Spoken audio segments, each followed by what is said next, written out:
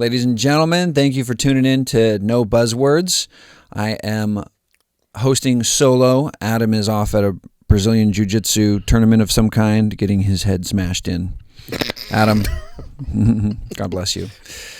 In the studio today, we have one of Adam and I's dear friends, Drew Rochon. Oh.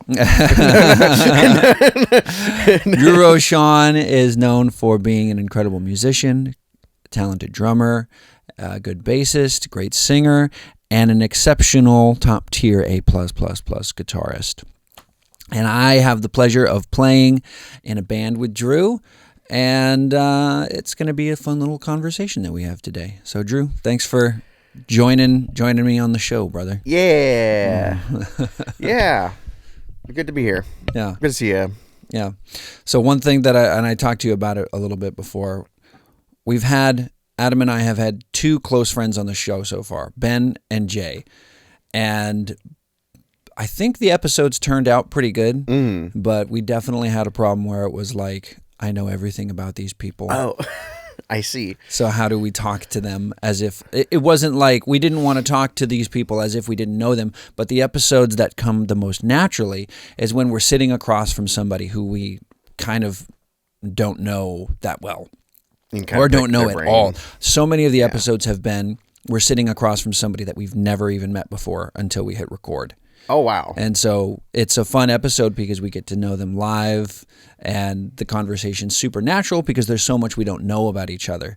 And even people that were kind of like more, but I've known you since you were 12? Just about. You were 12. Well, we really hit it off when I was like 13. Yeah. Because I think you weren't playing yet. Probably. When I first got there. Which that's a funny story. Did you talk about how you started with Ben?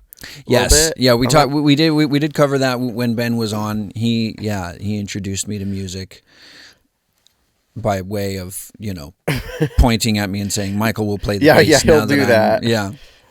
It's kind of funny. I think a lot of more people than you think actually start that way. How did you start? So, well, I started. I guess kind of similarly, where my dad went on a missions trip to Mexico, which I was going to bring the guitar because we actually brought it home for Phineas to bang on. Oh, cool. So Phineas, your eldest son. Yes, my eldest son. So he's about 1.5. So he's walking around and doing all kinds of stuff, likes to bang on the piano and reach up to a guitar if he can. And but my dad paid literally $25 for this tiny acoustic where the binding is painted on. Oh, nice. Nice. It's the binding is paint. The binding is paint. Yeah. I think the fretboard even has some paint on it. It's just like it's truly $25 worth of guitar. and it's but and it's got the nylon strings, so it's really nice and soft. Nice and soft. Nice and soft for a beginner. Yeah, so it was definitely good to start on. And that's actually kind of a good tip, isn't it? Yeah. Starting off on nylon strings if you're a little kid. Okay, yeah. Sorry, continue. So which I was 8 when I started. Wow. But he just, I don't know what prompted him to do it. He just found it, bought it, and brought it home. And then was kind of like, hey, you should start learning this. Actually, you know what? I wonder. So before that, before I was playing anything, my my mom's a great piano player and singer. She doesn't really do it a whole lot these days, which makes me sad. But she has problems with her hands. They're getting more just kind of old. Yeah. Shout out to Karen. But she would play for the choir at this small Hansville church we went to, and I would sit and probably play like Game Boy Advance or something in the in the seats. And when I was like 6, and she'd be trying to teach them parts, and apparently I'd like be singing them. Really? Yeah. So, which I don't remember that. How old were you? Like I was like 6. Wow. So she would be teaching the singers and or choir their different harmonizing parts, melody, and then different harmonies, and you would just pick them out naturally. Wow. Which is kind of crazy. Which I have, it's not perfect pitch. There's like another term for it. Great pitch. Would it? Well, it's gotten worse actually. Oh, really? You know, a little bit.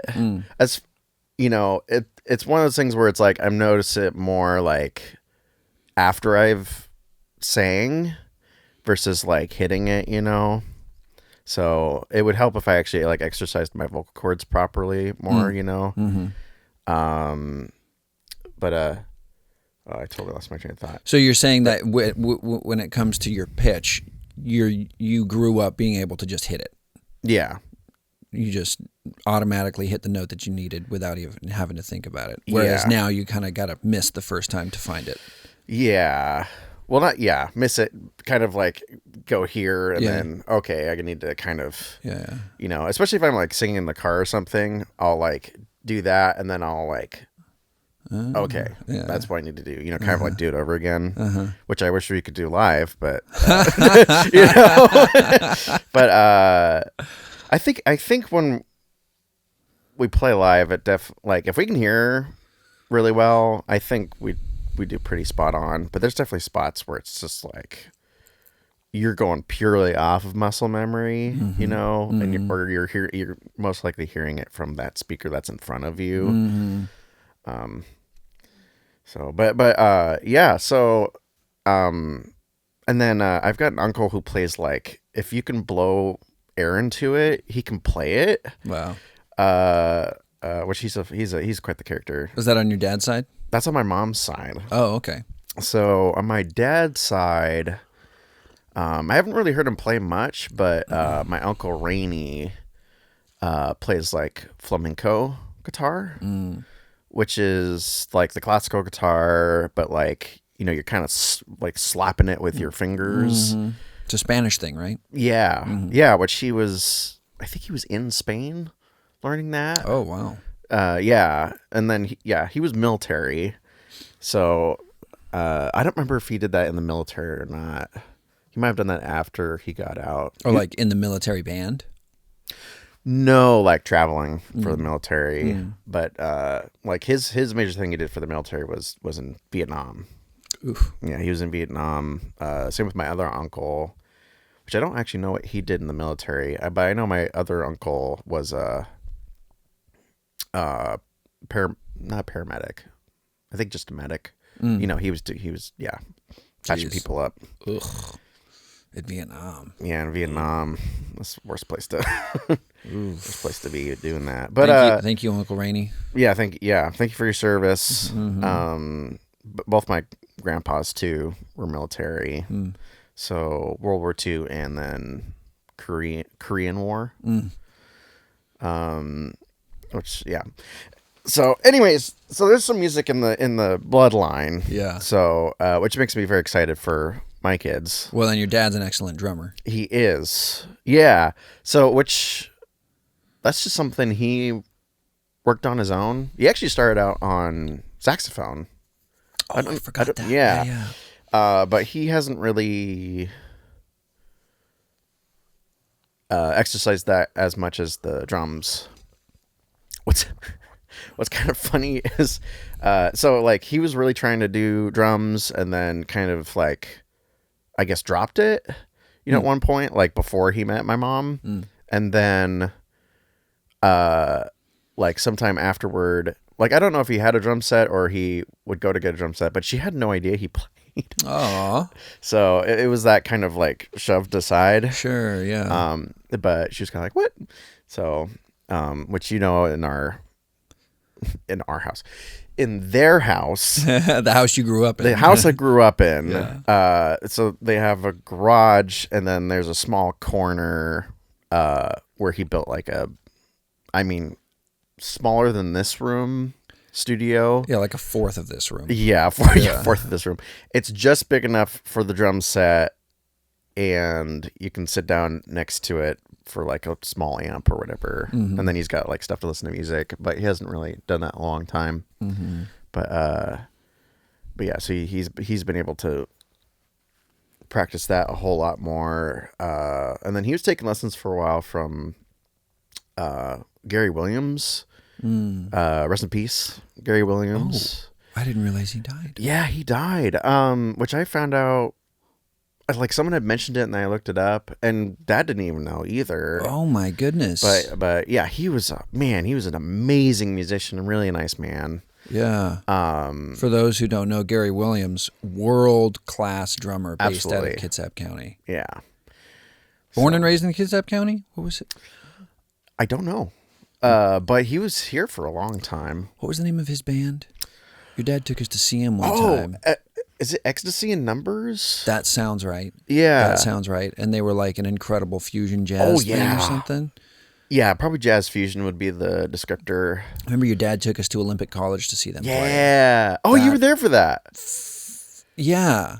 Yeah. For one, I think it was when your dad was taking lessons with Gary still. Probably, yeah. It was It was an amazing little show. Yeah, definitely. Probably not easy listening, but if you're, yeah. But if you're a musician, it's something you can really enjoy. Yeah. Or even if you're not a musician, you're just appreciator of. If you're into stuff skill. like Weather Report. Yeah. You'll like Ecstasy in Numbers. Yeah, I wonder if they're on Spotify. I hope so. Well, we can check after. Yeah. But I've got a CD somewhere that I actually found at Goodwill. Whoa. Yeah.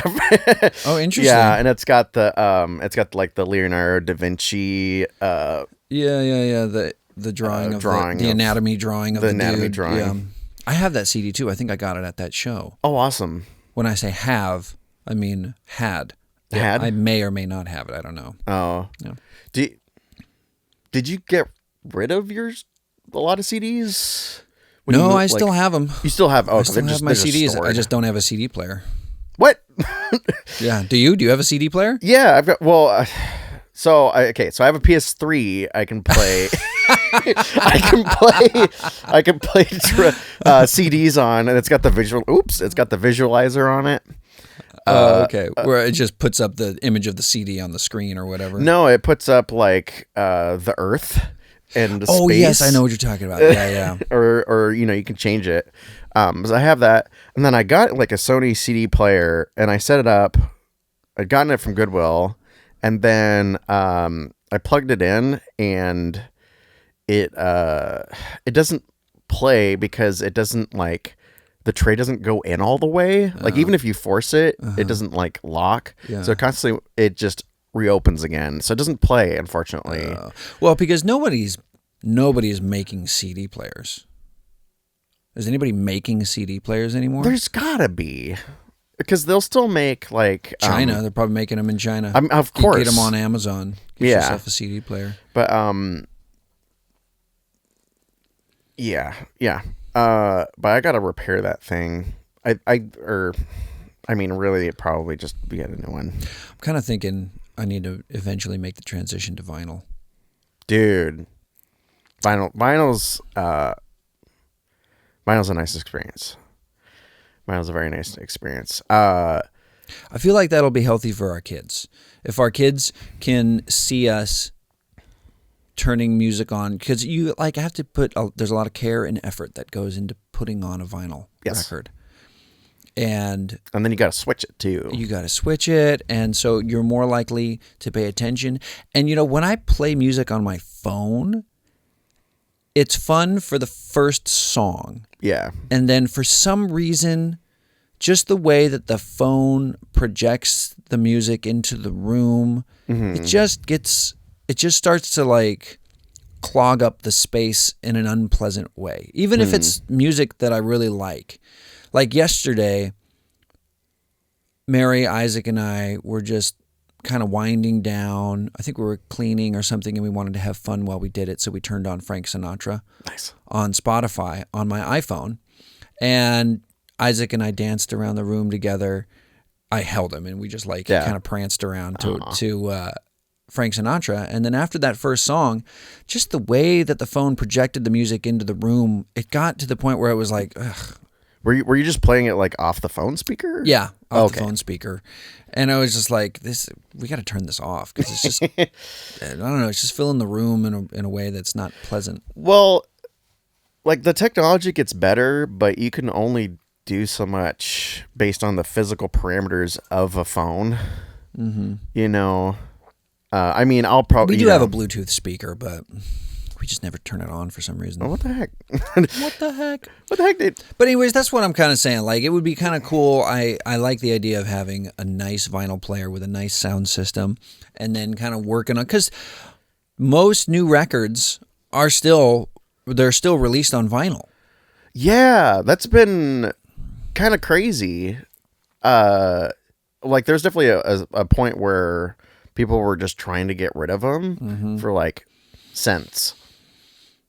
You know, and you could probably still find that at, like, garage sales and stuff. But, yeah, it's gained popularity, that and tapes. There's people also just doing a physical release on tape, which is kind of interesting. Yeah, I'm not going to get into that. No, that's okay. I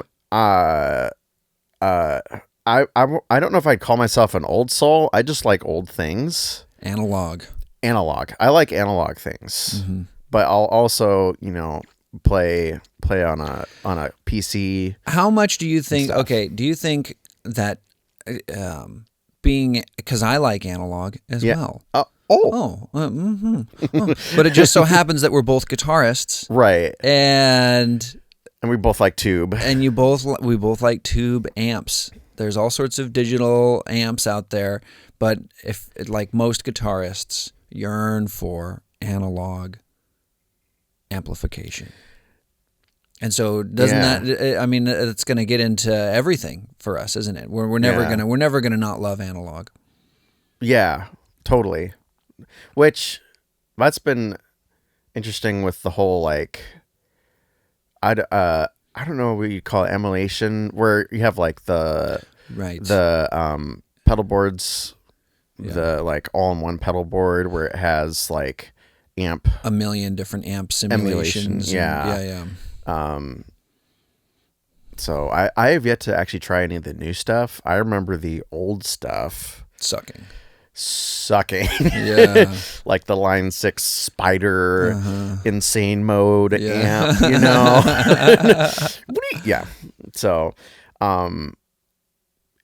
which oh no, you didn't. An old coworker was giving away like a yay big, it's not a Fender Rumble, but it's like a solid state kind of practice bass amp thing. Yeah.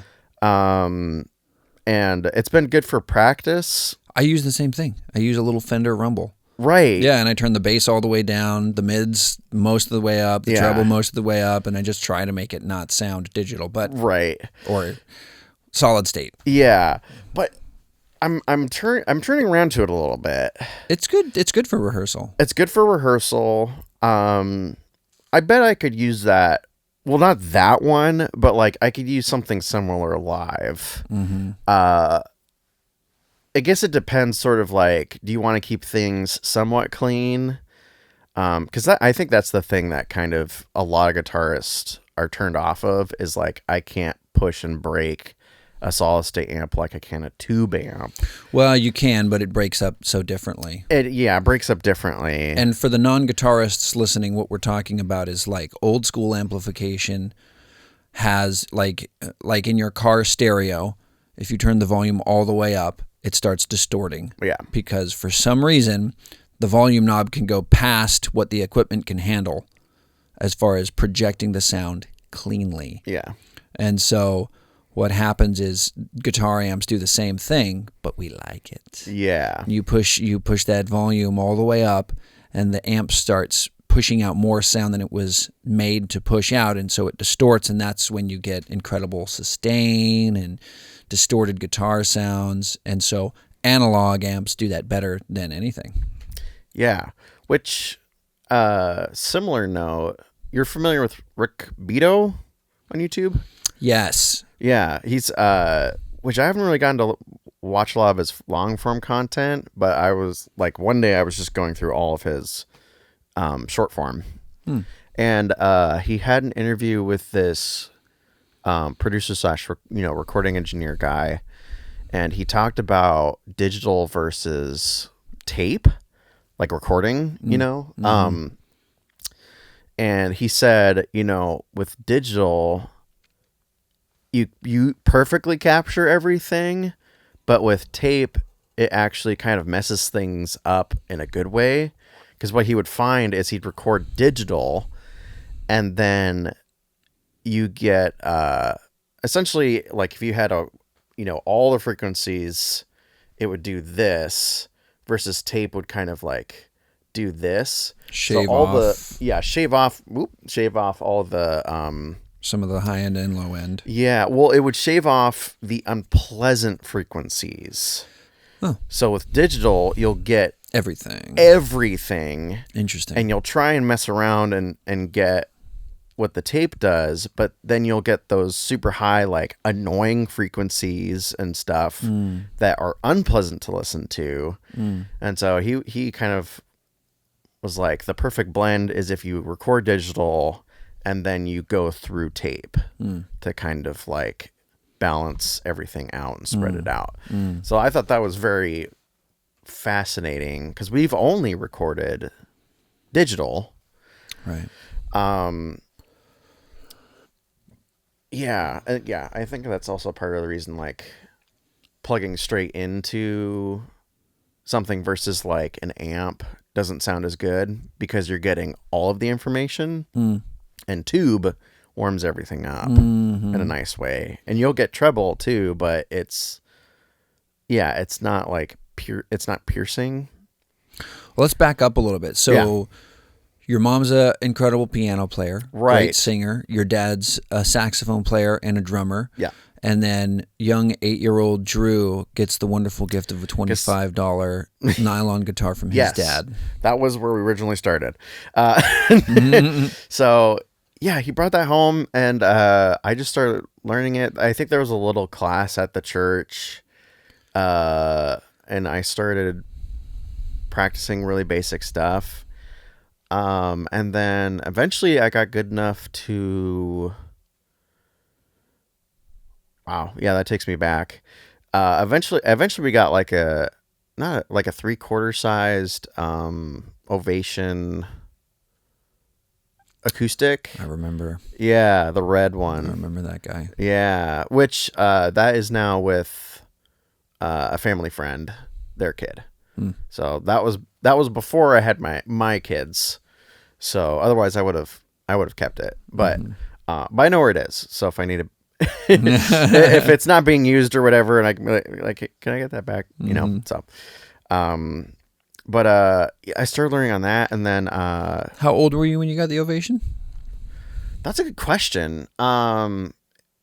Maybe like 9. Oh, okay. I was certainly 10 years old at least, because when I started, so they were helping out with worship at that church. Your folks were. Yeah, my folks were. So dad got back into drums kind of through that, through playing there. And then my mom was playing piano, and so eventually, I don't actually know how I got roped into it. They're probably like, "Hey, you want to do this?" or probably more like, "You should do this." And I was like, "Okay."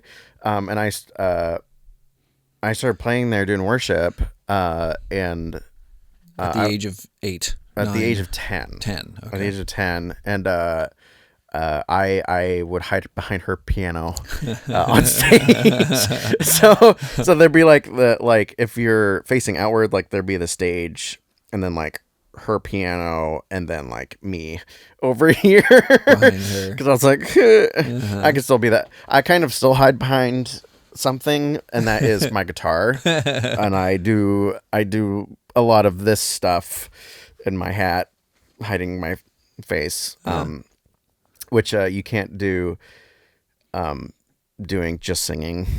So that's much later. That's like college, and but yeah, so I started doing that, and then I don't know, like when I was like 11 maybe, or around, or maybe like when I was 12, we started looking at different places to go, that were, Churches. yeah, churches. Yeah. And which we visited Bayside. I think we visited Calvary Chapel, Paulsbo, which is where I go now. Mm. And eventually we ended up at North Kitsap Baptist Church. And technically, like, I guess I would have technically been old enough for like the middle school youth group or whatever. But as far as like the worship team, I was technically too young. But Dad was kind of like, "Hey, you should get him to play," and that's where I met Kyle Ashley, the Hanson brothers. Mm-hmm. Were the Beasleys? They played, right?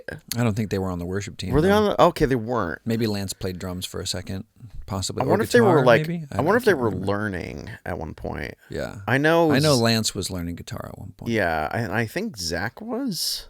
Zach was learning drums. Yeah, but I don't think he ever played. Right. Yeah, I think he just played. I think they just kind of like that one Queens of the Stone Age song. Do do ga do do do ga do do do ga do do do ga. That was his beat. Is that that one? No, that's the. I'm not Go worth with the flow. You don't think I'm worth $1, but I feel like a millionaire. I think that was that song from Queens of the Stone Age. Anyways, Yeah. so they let you in. They let you play in the high school worship team. Yeah. Even though you weren't old enough. And then that's where I transitioned into electric. So. Oh, okay. Yeah. So which my dad doing like helping with sound at the Hansville Church met Alexander Myhill, which I don't think is someone you've met, right? Maybe you introduced me to him. At Okay. one point. I don't know. Taller, like very tall, red hair. Anyways, so he met him through there, and he was working at Ted Brown, and then my dad was like, "Hey, I want to get my son into electric." Ted Brown, and Ted Brown Music Store. Ted Brown Music Store in Silverdale, and he was like, "Hey, you should. This is a good guitar. You should get this one." And it was a made in Mexico Fender Strat. Nice, classic, And the perfect. the 3-tone Sunburst, one of 2 guitars I will not sell. And that's kind of my forever like modding project, I think. Modding. Yeah. Oh, yeah. Always adjusting and Just changing trying things new around things. Yeah. when I have the funds. But so yeah, I got that, and then that Vox amp. Oh, yeah. And Solid state. yeah, solid state. Well, it's I forgot what it's called. They call it like new tube or something. It's solid state, but it has a tube preamp in it. Yeah, yeah. So you kind of get The best of both worlds. best of both worlds. Or Definitely at the time. the beginner stage of both worlds. Yeah. Although, so my dad has like that technology, but recent, and it sounds a lot better. Mm-hmm. It feels a lot It's always better. getting better. It's always getting better. Yeah. But got that, and then started playing youth group, and then that was right when Rick Burleson transitioned over and Duncan came in, and which he's a big influence to both of us. Yeah. Duncan and Suzanne Forbes. Yeah. Which now they're in Japan Right. for Cadence Cadence? International. Yeah. Yes. They're at Yokosuka military base ministering to American service members at the base. Yeah. Yeah, and they'll be there for at least another 3 years, I think. He wants to stay in Japan. I talked to Duncan over the phone, and like, dude, he turned into salesman mode. He was like, "You should come to Japan." Dude, I want to visit. I've always wanted to go I want to Japan. visit. Yeah. But he's like, "You should live. You should live here." Dude, if I can rent a scooter, I would be so happy. A scooter in Japan. Yeah. All right. That's as you know, I will watch anime every every once in a while. I would not call myself a connoisseur because I have a life that I have to live. Yeah. And to be an anime connoisseur does seem like it's an all encompassing. It's too much. Yeah. Your identity should not be in I say it shouldn't be in the media, and yet I am a musician, so I don't have much to. But you connect with people and communicate through. I don't know. I'm defending myself, and I'm probably not. I don't think you need to defend yourself. You're a musician. Yeah, you're a musician, so that's one of the ways that you express yourself is through music. Yeah, it's one of your crafts. It's one of my crafts, but just the way they depict... Well, the difference is, I think the difference that you're getting at is I think it is healthy to be a producer of music, whereas if you are completely defined by your consumption of an entertainment thing, it's like that's maybe not the most healthy. No thing. Yeah, it's not healthy. If you're just constantly consuming something and then not tempering that with production of some kind. Which I've definitely struggled with more recently, of just consuming and not producing. Because I get so tired from work. And then you get home and it's just kind of you interact with family and stuff, and then but especially when things wind down, you're just kind of zoning out, Well, I mean, I don't think that what you're saying is necessarily evidence of any negativity. You're working. Yeah. So it's what you're producing is a paycheck that takes care of you, your wife, and your kids. So that's you are being very productive, and I feel like there's nothing wrong with getting home. But I want to be productive with... Creatively. Creatively. You need a creative outlet. Yeah, creative outlet. Which for what I was telling you over the phone a little bit, I was struggling with that. More recently, and I'm finally kind of getting back into finding some outlets. Finding some outlets. So, because we're still in a band, but we have in name. It's you have 2 kids, I have a kid, Ben has 4 kids, Tyler just became the interim youth director at North Kitsap Baptist Church, so our band. We're still together, but it's man, it's been a really busy season outside of the band. So we've I don't think we've gotten together for 5 months or something. That's what it feels like. That sounds about right. Yeah. So but you're right. That is, and I've been blessed because I have this little podcast with Adam, and it is it's a great little creative outlet for me. Thanks. Yeah. Thanks. Yeah, it's a lot of fun. Yeah. It's fun to just sit down and finish up recording one of these, go home and be like, oh, we made something today. Yeah. And we had fun doing it. Yeah. Yeah. Well, it's super fascinating. So after our talk, I listened to the Mike Gentry one. Oh, the Mike Gentry episode. Yeah. Yeah. So that was super cool. Because which at one point I took lessons from him. Oh, I forgot about that. Yeah. I think I did know that though. So back in the PAL program days, which I don't remember what that stands for, but it's a program centered for homeschoolers. So you do your homeschool thing, but then you get to take classes with other kids. And which there was all kinds of cool stuff you could do.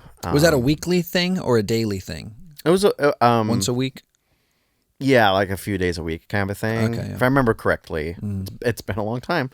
And but yeah, I met Julian Richardson.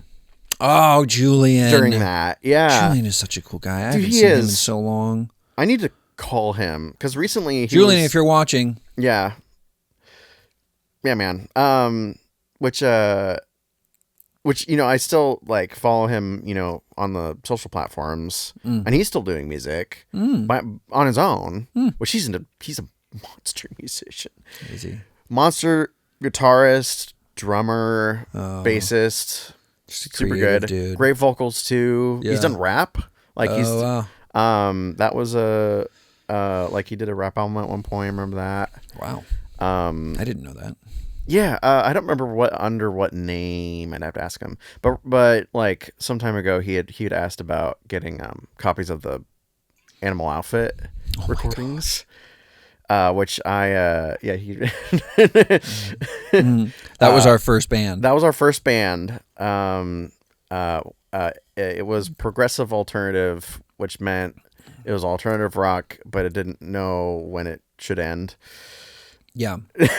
Yeah, it was kind of like, my sister was the lead singer, and it was kind of like if Avril Lavigne was the lead singer of a bad Tool cover band.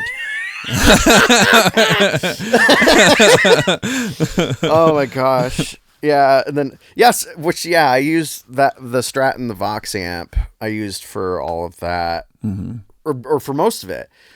There was like a bit at the end we did, where I played through like a tube Vox amp that James used to have, and his then Epiphone Casino. And then I don't remember when he sold that, but I bought it from him because I really liked the guitar, and that's the other guitar I won't sell. It's made in Japan, and it was stolen at one point. Oh, I didn't know that. Yeah. So, his then wife was going. Is that the dark? Yeah, the dark wood. Dark wood. It's called Antique Sunburst. Is the finish. Yeah. And it's a beautiful guitar. It's freaking heavy. It actually that one's probably the lightest guitar I have. It's fully hollow. Oh, I'm thinking of a different guitar. Then. Are you thinking of the Les Paul type I had, the Urban? No, I'm thinking of the 335 that you have. Is that what you? It's like a big. It's a blonde. The Gentleman. One. Yeah. No, you're thinking of that's an Epiphone Sheraton 2 in Korea, and it's semi-hollow, but it's heavy. And it's heavy. It's got a big block of wood in the middle. That's what makes it semi. And which that's a great guitar. But it's really heavy. I don't know how much it weighs, but yeah, it's a chonker. What do you love about playing electric guitar? Oh man, I love how effortless you can produce sound with it versus an acoustic. Once it's plugged in and it's plugged in, the different just sounds you can get out of an electric guitar is a lot more. It's so much more versatile than an acoustic. They both have their place, but with electric, you can bend your strings, you can do feedback, and you can plug in a fuzz and get nasty tones. Yeah, I love that. So, play Queens of the Stone Age covers. Yeah, I just love that. And then it's just so much fun. You just get to be super loud and obnoxious, and it's great. So are you playing on your own time at all? Do you have much time? When I can. Yeah. When I can. Yeah. What's your process with it when you do have the time to play a little bit of electric guitar? Through a little practice amp or whatever. Right. Just trying to plug in pedals and produce sounds, and I've told you about it, but I have quite a few songs that are just all in my head, that I eventually will come to fruition. Hey. Which I've made a tiny bit of progress towards that. With when you say fruition, you mean written, and recorded, and listened to. So currently in my mind, they sound like a full song, even most of the vocal lines, but there's just no lyrics. Which To Trust Is Paradise was one of those songs, and it seemed the most fitting for what we do. And those other songs don't really fit the band's sound. So that's kind of why. Lyrics are tough, dude. Lyrics are very tough. Lyrics are tough. Well, especially for me too, because I'm dumb as a rock. So no, that is not true. That is not true. I'm not good with my words. It just takes me so long. You know what I think the difficult thing is about lyrics is, I don't think it has anything to do with intelligence, but it's like saying something. For me, a good lyric is communicating something not in a roundabout way, but there's all different there's all sorts of different lyricists, you know, and there's plenty of people who say clearly what they're trying to get across. The message is obvious, and there's no, like, you don't have to do any interpretation. You don't have to wonder about what they're trying to communicate to you. Yeah. It's like, I'm super horny and I just want to have sex and I really love money a lot. And you're kind of like, yeah, these are just like a million different ways of saying that. Yeah. Or there's, you know, like for me, a good lyric is, it's like a word picture, you know, where it's like the words are put together and they do make sense. You know, it's like there's, I don't know. It's such a elusive concept. And I think that's why it's so difficult for me, because it takes forever to get lyrics finished because. Really? Yeah. Oh yeah. I don't know what I'm saying until the song's finished. It's like each. Oh, like you're working on it in like little chunks kind of thing. Yeah. I don't start with an idea. I don't start with like what's the messaging of this song. I never start with that. There have been a few times where I have, and it's usually like some kind of a love song. Yeah. You know, but a lot of the times it's like there's a phrase that inspires me, and it makes it triggers thought. Yeah. Basically.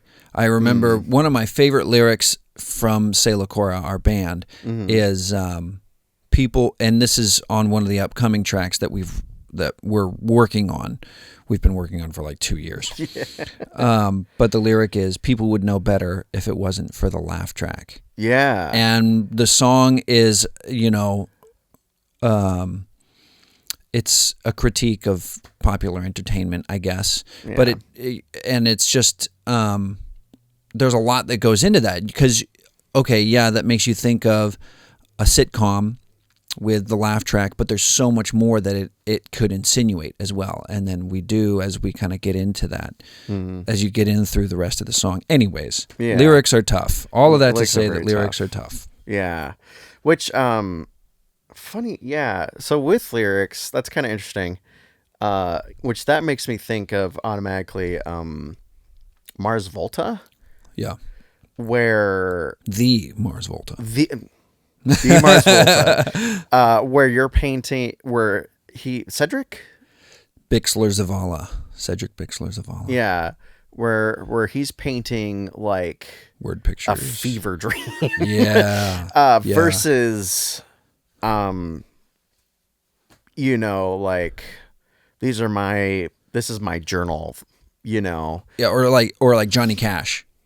Like, you know exactly what Johnny Cash is singing about. Yeah. And it's not really all that, it's usually not a metaphor. It's like, here's a message and I'm going to say it without, it is artful. You know, it doesn't have to be vague to be art. It can be, absolutely. It can be precise and still be art. It just depends on the person. Yeah. But those pictures sometimes can be kind of nightmarish on the Mars Volta end of things. And there's a place for that for sure. And I appreciate the Mars Volta totally, but I definitely gravitate a lot more towards the, like, this is kind of my heart that I'm laying out here, you know, or like Spam, where it's like, this is something I'm seeing and I want to bring up. Spam is the name of the song. Yeah. Spam is the name of that song. Should I tell them the acronym, what that means? Oh, sure. Seeing people as money. Yeah. Is what it stands for. Yeah, there's a lyric where we talk about the meat that won the war, which I think is a nickname for Spam. And then once we finished the lyrics and we finished the song, we were like, okay, now it's time to name the song. And it would be cool because there's that lyric where you suggest, this is probably such a strange rabbit trail for people listening, but we have weird lyrics, I guess. Yeah. Let's move on from that. Yeah. In your journey to make good lyrics for the songs that you're working on, You just need to figure out what makes you happy, I think. What, you know, Yeah. because you're already an artist. You're already, because you already have, you know, an understanding of what makes a good rock song. Yeah. You know, and you just need, as far as lyrics go, you already have the melody, and now it's just like, I just need to feel good about these words. And I don't think there's anything wrong with saying this is what I want the song to be about. Yeah. And that just because that's not where I start or where some other artists start doesn't mean that that's where you can't start. Yeah. Yeah. Which a couple of songs, like, there's, well, that's kind of interesting, actually. There's like oh, this spot makes me think of like this lyric. But I had something similar. I don't even remember now, but I had something similar with To Trust Is Paradise. And then To Trust Is Paradise is the name of a Sailor Chorus song. Yeah, that's a song that Drew wrote in entirety. But we're all compiled together. But I wouldn't have started if you hadn't suggested that. Do you remember that conversation? Vaguely. So, because I was like, man, I don't know what to do these lyrics about. And then you had suggested the concept of Just Trust Is Paradise, where trusting someone is like, if you're able to trust, it's very freeing versus like being on edge and having a wall up. And I was like, oh. And so I started writing about like trusting the Lord, trusting God. And then there's sprinkles throughout too, where like it pertains to both God and like my wife. Like it has double meaning for that, you know? So it's kind of a tribute to both of that. And, but the song ends with, just to trust the Lord, it's enough. And that's, it's a reminder I need every day. Yeah. Cause I'm prone to wander, and get lost in the day to day. Yeah. And, forget that this is just temporary. This isn't forever. Right. Yeah. Which is so hard because we're stuck here right now. Yeah. And there's of course there's like great moments like this where we get to hang out and stuff. But then there's like, oh, I'm going home after such a long day at work, and people riding my butt and stuff. And it's just like, I just want to be home and relaxing, I just want to sit and think about nothing. I just want to sit and think about nothing. Yeah. So. But this isn't forever. It's not forever. What is forever? What is forever? Yeah. Paradise, man. Ooh. We get to party with Jesus. Yeah. And, which it's so hard to think about that this is just a little speck of eternity. Yeah. In the grand scheme of things. Yeah. Because this is all we know. Yeah. So it can just be so hard, man. Because it feels so final. It feels so final. And especially, I've had several friends pass away. And especially at the time, it's like, well, shoot, I can't just call them up and talk to them anymore. Which one of the songs that is in development that does have a subject matter, and it'll be a tribute to it was a tribute to my grandpa's, but now it'll be a tribute essentially to my grandparents and family and friends that passed away. Oh, that's very sweet. Yeah. So that one sparked about, because I went down to California, about 10 years ago. Went down to California, and I was looking for, I really like the Dan Electro guitars. I've always thought they're just super neat. And I didn't even know at the time that Jimmy Page, he's one of my earliest like guitar influences from Led Zeppelin. The rock guitarist. Yeah, the rock guitarist, where he played Dan Electros for different stuff. And I just thought they looked really cool. Yeah. And I found So we went down there to visit him in the hospital. So this is my mom's dad. And Your grandfather. You're visiting your grandfather in the hospital. Yeah. So there, my mom's family is from like San Fernando Valley originally in California. So I've been down to LA a few times in that general area. We've been to the Hollywood area a couple times too. Normally we're down there. We'll go visit. There's a famous drum store down there. So I have a couple t-shirts from there that we'll go visit.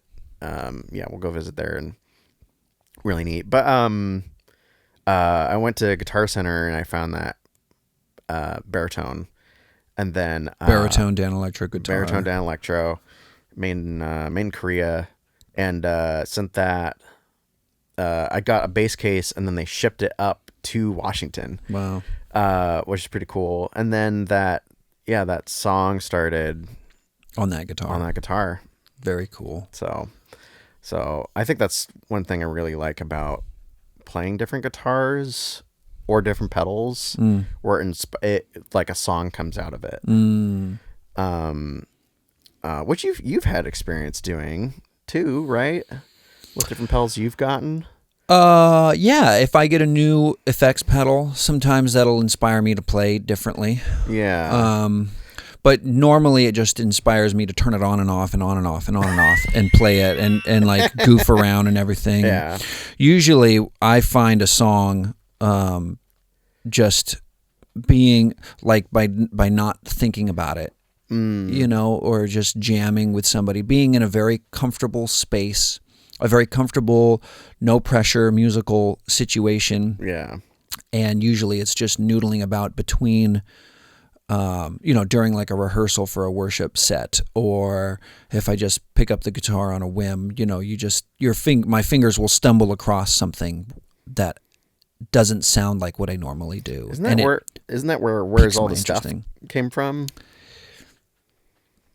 I remember coming. That's where they all come from. That's where they all come That's where they all come. They all come from just a place of like, I just have the instrument in my hand, whether it's a bass guitar or a 6-string electric. Yeah. And, my fingers just fall across some notes or a chord change that I didn't plan to do, because I don't plan to do anything in music because I don't, like you, I don't have great pitch in my head, and I don't have an understanding of what I'm doing until after I've done it several times, so it's like I stumble through music and fall into things. Yeah. And then it's like, oh, this. It's always a happy mistake when I find the beginning of a song or a lyric or a riff or something like that. It's always a happy mistake because I don't know what I'm doing.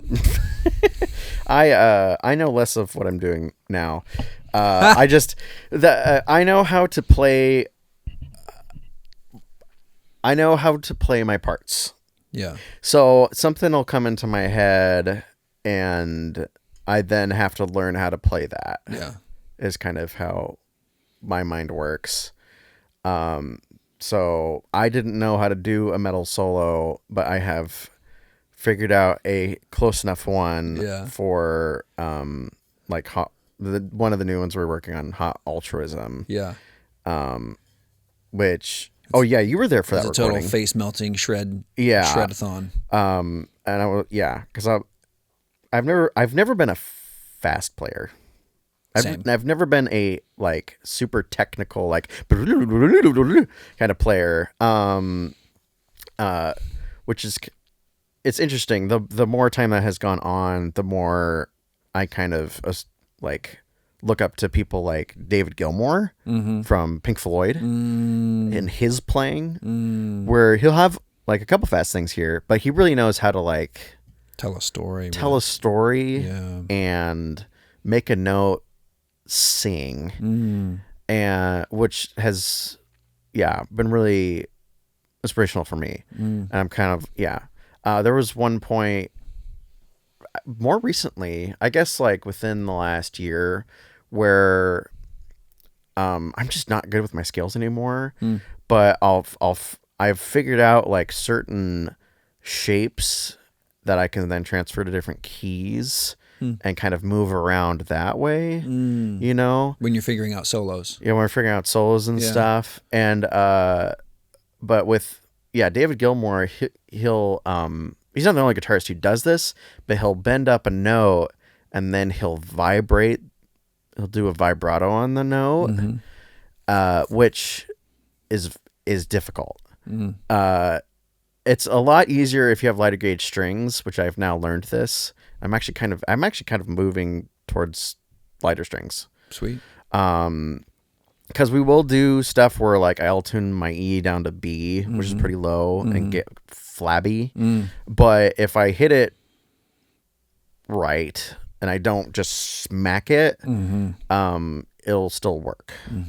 It'll sound the way you want it to. Yeah, which a lot of metal players, they'll tune like the whole guitar down that low, and then, but they'll keep it that way, and then they'll put on heavy strings that then don't feel as heavy as they would be if they were in standard. Sure. So, which for the guitarists out there, for the Gibson scale strings, Gibson scale guitars, I'll do 11s. And then for the Fender scale, which is slightly longer, But now I'm moving like a gauge down. So on the Epiphone Casino, more recently, before I came to record with it, I put it down to 10. And now it's much easier to go, oh, cool. do that, Yeah. So I use that on the, what song is that? Disturb Not, which that one, it kind of has a fun upbeatness to it. It gets big, and then it goes into 3/4 or 6. It goes into 6/8, and then it becomes a lot more Pink Floyd-y. So I figured out. Yes. I figured out a kind of soaring solo. Well, actually, originally Gilmour-ish. Yeah, Gilmour-ish. Which, interestingly enough, that was actually an old song that we brought back. Yeah, we're redoing. Yeah. And actually recording it. Yeah, we've been a band for like going on 14, 15 years or something like that. Yeah, I think we started in 2013? Something like that. Yeah. 12 or 13. Which I would have been, I must have I was still at least like 20. I'm trying to think. No, you weren't 20. I wasn't 20. In 20. So maybe it was like in 2012, I would have been 20, 21. Yeah. I was 18 in 2011. So it must have been 2013. Oh, okay. So you're 4 years older than me? I'm 35. Oh, 3 years. Although, but your turn in what, October? Yeah. Okay. I'll be 36 in October. So yeah, so 4 years. So I'm in March. Okay.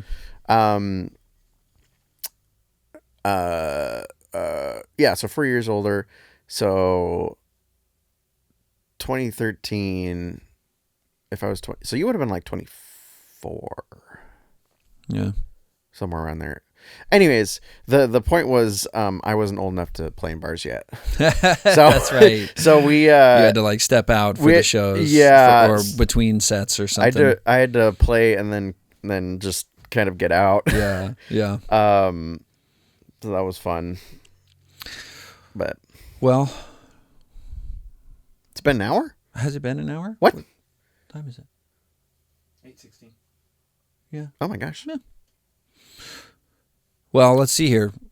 We've got, I guess a plug for you is a plug for me as well, right. since we're in the same band. So Say La Cora. Anybody who cares about Say La Cora's music will have an album out, a second album out eventually. Yeah. We're recording in this studio, slowly but surely getting things done. I think we're gonna try and rehearse in a couple weeks, and that'll be nice. Yeah, that'll be nice. That'll be nice. What kind of music do we play? We play some kind of. It's guitar music. It's guitar music. It's guitar music. It's modern rock and roll music, I guess. Yeah. If you like the kind of alternative rock, you like riffs, you like a little bit of funky. A little bit of pop, a little bit of rock, a lot of bit of rock, mostly rock. Mostly rock. Mostly rock. We'll get heavier too. We have a couple tunes that are more in the like stoner rock, stoner metal category. Some sad songs. Some sad songs. Some happy songs. Some weird songs. Yeah. Some slow ones, some fast ones.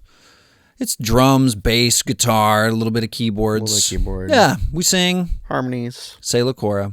It's a fun show. It is a fun show. Thanks for coming on, dude. Yeah. Love so you. good to see you guys. Love you, man. Thanks, everybody. Bye-bye.